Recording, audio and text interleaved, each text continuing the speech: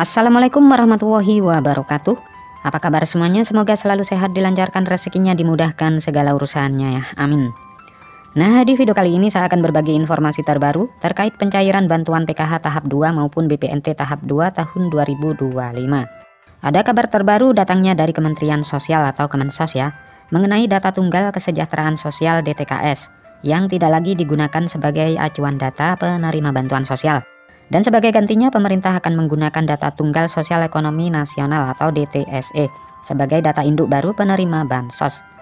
Dengan adanya perubahan DTSE ini, tentu banyak yang bertanya-tanya ya, bagaimana nasib KPM Bansos PKH dan BPNT selanjutnya. Dan berikut penjelasannya ya. Maka dari itu, simak terus videonya sampai selesai agar supaya tidak ketinggalan informasinya. Nah, seperti yang kita ketahui bersama, bahwasanya penyaluran tahap 1 ini hampir selesai ya, baik penyaluran PKH dan BPNT. Sementara penyaluran tahap 2, baik PKH maupun BPNT ini menunggu data DTSE. Setelah penyaluran tahap 1 selesai, ini akan dilanjutkan dengan tahap 2 untuk alokasi April, Mei, dan Juni. Namun pada tahap ini, data penerima sudah menggunakan DTSE ya. Data penerima lama tidak digunakan. Jadi data penerima lama dari DTKS tidak akan lagi digunakan pada pencairan tahap 2. Artinya akan banyak nama baru yang muncul sebagai penerima bantuan sosial. Nah, data penerima baru akan diambil dari DTSE yang dianggap lebih akurat dan relevan dengan kondisi terkini. Perubahan data ini tentu akan berdampak pada sebagian KPM PKH dan BPNT yang selama ini menerima bantuan. Ada kemungkinan sebagian dari kalian tidak lagi menerima bantuan ya, karena tidak masuk dalam data DTSE. Jadi selalu pantau informasi terbaru dari Kemensos ya terkait pencairan bantuan sosial. Dan pastikan data diri kalian sudah terdaftar dan valid di DTSE. Dan bersiap-siaplah ya jika sewaktu-waktu kalian tidak lagi menerima bantuan karena adanya perubahan data.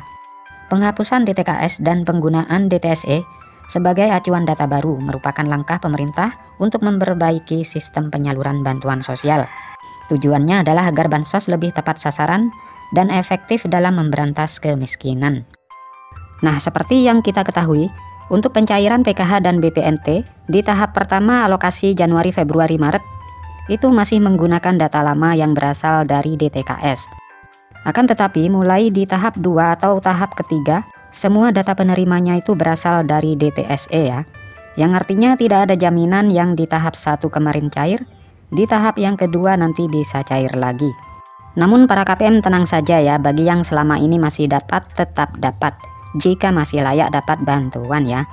Namun jika tidak layak, maka otomatis dihentikan dan diberikan kepada yang benar-benar membutuhkan.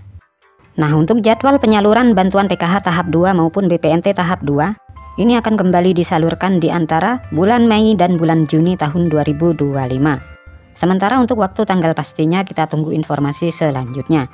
Nanti kalau sudah cair pasti saya informasikan. Nah, jadi itulah informasi yang dapat saya sampaikan, semoga bermanfaat. Sampai ketemu di informasi-informasi selanjutnya. Assalamualaikum warahmatullahi wabarakatuh.